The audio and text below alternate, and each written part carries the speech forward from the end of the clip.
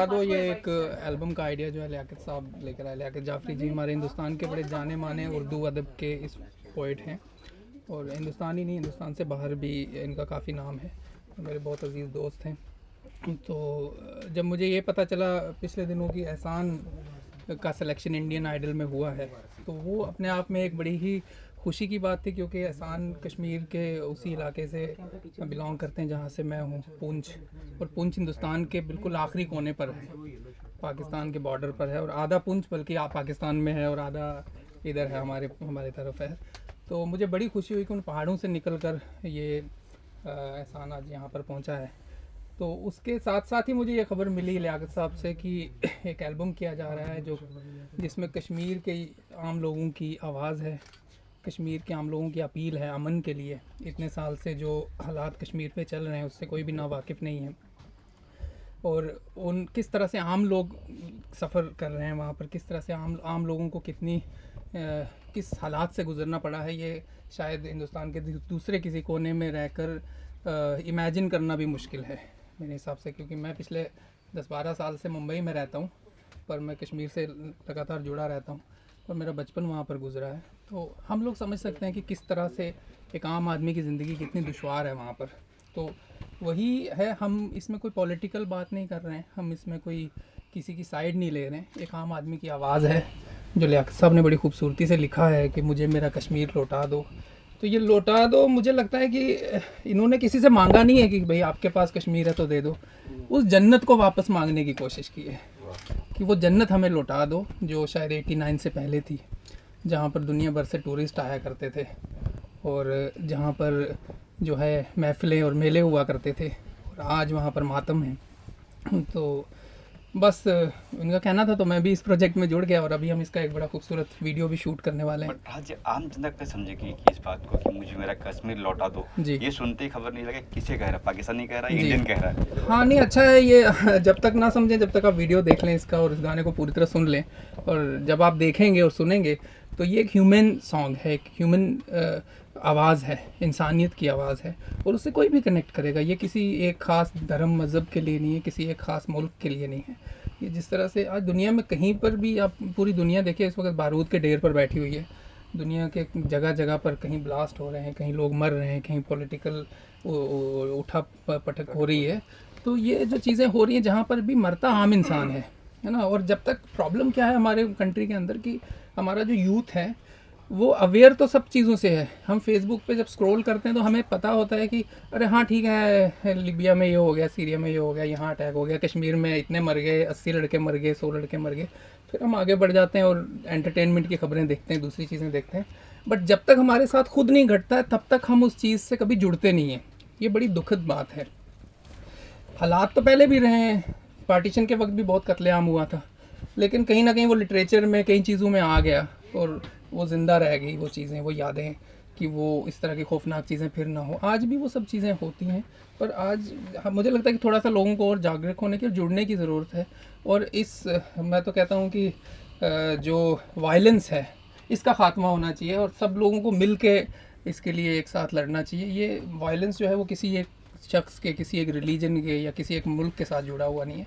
Violence कहीं नहीं होना चाहिए। तो इस गाने में भी वही है, एक आम आदमी की आवाज़ है। बाकी आपको लियाकत साहब बताएंगे। जी लियाकत, क्या कहेंगे इस गाने, कैसे जहन में आया ये गाना? दरअसल ये एक मेरे दोस्त हैं मुंबई में, रईस खान साहब, जो रईस, जैन और सैम के नाम से अब फिल्मों में दोबारा 2017 में आप बहुत सी फिल्में देखेंगे उनकी म्यूज़िक डायरेक्शन में। मेरे बड़े अच्छे दोस्त हैं, 1-2 साल से दोस्त हैं, हम शेर व अदब पर बात करते रहते हैं। तो इत्तेफाक से एहसान असगर मेरा भांजा भी है, इंडियन आइडल में इस वक्त वो चल रहा है और काफ़ी दूर तक पहुंचा है। अब देखते हैं फाइनल 12 में आता है कि नहीं।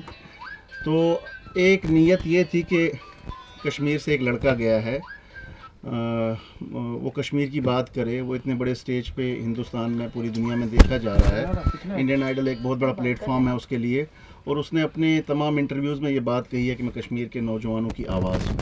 तो मुझे खान साहब ने, रईस खान साहब ने आइडिया दिया, यार इंडियन आइडल तो 1-2 महीने चलेगा, आपको इस बच्चे को लेके और मेहनत करनी चाहिए और ये जो कश्मीर की आवाज़ है इसको आगे बढ़ाना चाहिए कि कश्मीर नौजवान क्या सोच रहा है इस वक्त। तो राहत काज़मी मेरे भाई हैं, मेरे दोस्त हैं। अभी रिसेंटली मंटूस्तान कैनस फिल्म फेस्टिवल में गई थी, आपने उनका नाम सुना होगा, आइडेंटिटी कार्ड उनकी मूवी है।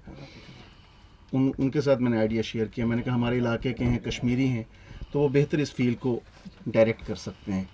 तो बहरहाल उन्होंने काफ़ी दिनों के बाद हमारी इस अपील को माना।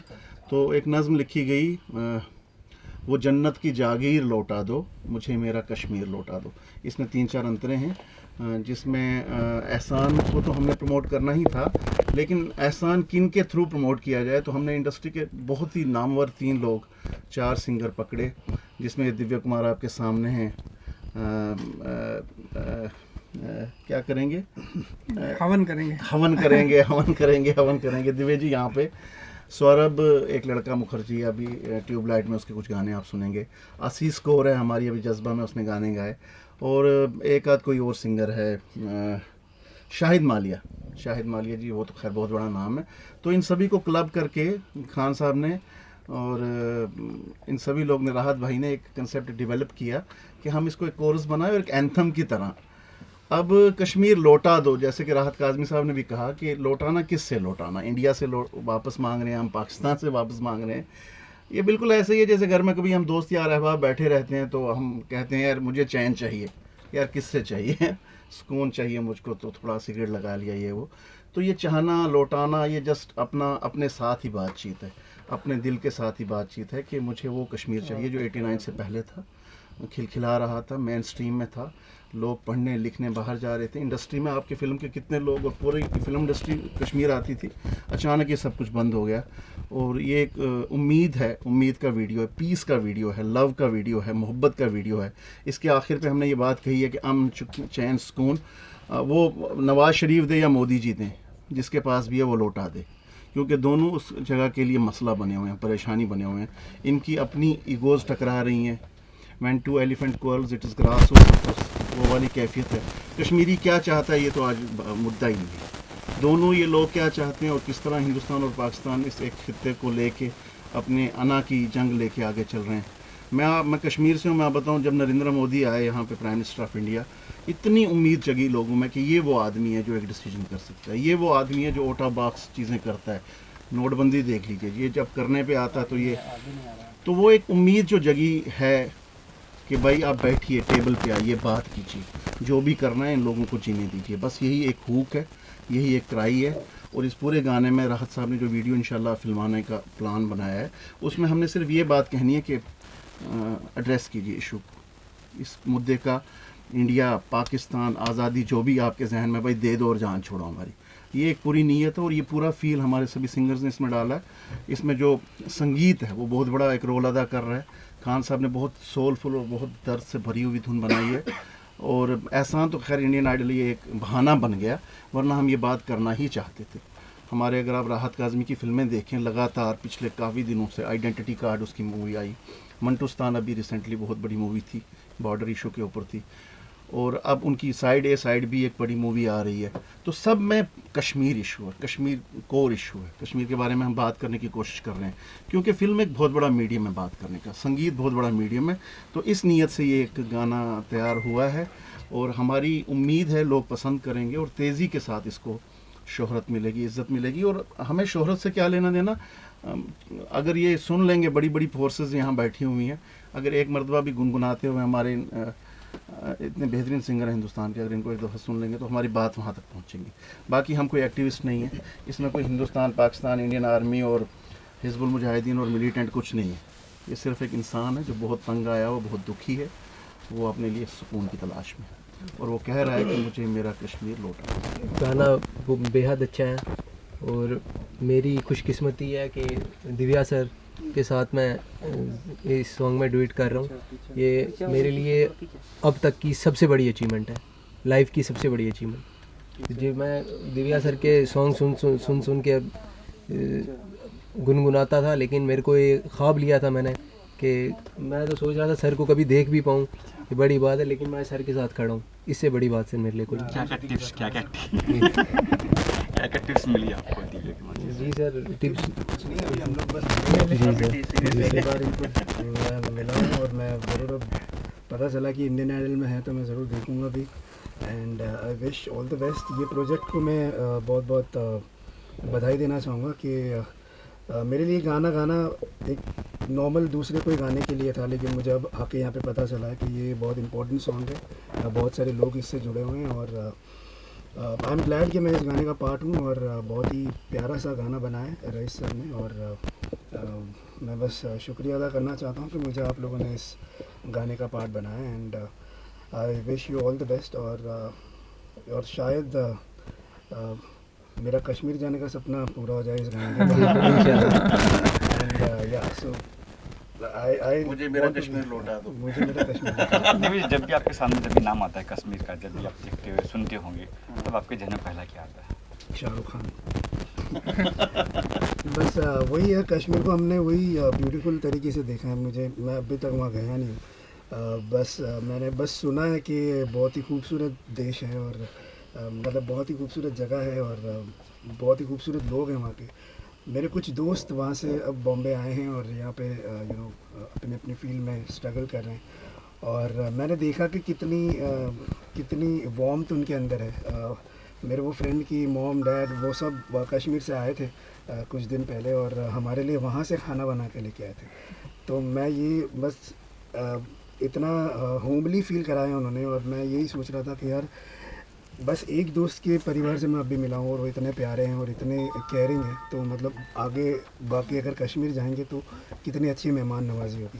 तो मैं बस उसी का वेट कर रहा हूँ कि मैं कब कश्मीर जाऊँ और लोगों से मिलूँ और बस मैंने अभी तक खाली इमेजिन किया कि वहाँ पे लोग कैसे होंगे। बस एक बार वहाँ जाऊँ और देखूँ कि कितने प्यारे लोग रहते हैं वहाँ पर। गाने के पूछ सकता हूँ कंट्रोवर्सी हो जाएगी कुछ कि मुझे मेरा कश्मीर लौटा तो जो गाना हम आर्टिस्ट लोग हैं, हम कंट्रोवर्सी से दूर रहते हैं, हम गाना गाने का काम करते हैं। बस दो गाना गा दो ना। हाँ, आप दोनों दो लाइन गा दो। सो एक लाइन मैं गाता हूँ पे क्या दिन मेरी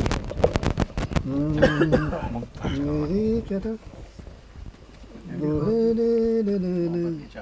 मोहब्बत की तस्वीर। तो इसका कंसेप्ट डेवलप हुआ। एक बात कहना मैं बहुत अहम बात है, ये मेरा भाई यहाँ पे है, सोनू वारसी होंगे यहाँ पे कहीं पे खड़े थे। सोनू प्लीज़ आइए। हाँ, ये सोनू वारसी मेरा भाई है, दिल्ली में है और वारसी बरादरान। इन्होंने ये पंच लाइन दी मुझे, कश्मीर लौटा दो, क्योंकि ये ऑलरेडी नेपाल लौटा दो टाइप का एक वीडियो कर चुके थे जो बहुत बड़ा क्रेज़ बन चुका था यूट्यूब के ऊपर। तो इनका एक बड़ा बुनियादी और मतलब मैं कहता हूँ कि इस शख्स ने मुझे वो एक हुक लाइन दी, वो हौसला दिया कि मामू ऐसा कुछ करो, मेरा भांजा है, मेरा बच्चा ही है। तो यूट्यूब पे वो अभी भी होगा वो वीडियो इंशाल्लाह, काफ़ी लोगों ने देखा है उसको।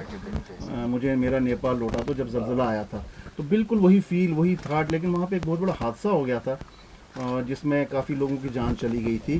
तो वो नेपाल लौटा दो मीन्स कंस्ट्रक्शन नहीं हुई वहाँ पे, लोगों को बाद में बसाया नहीं गया। तो ये एक दुख इस लड़के ने उठाया था लेकिन नहीं सुना गया। मुझे नहीं लगता लोगों ने ज़्यादा असर लिया इसका।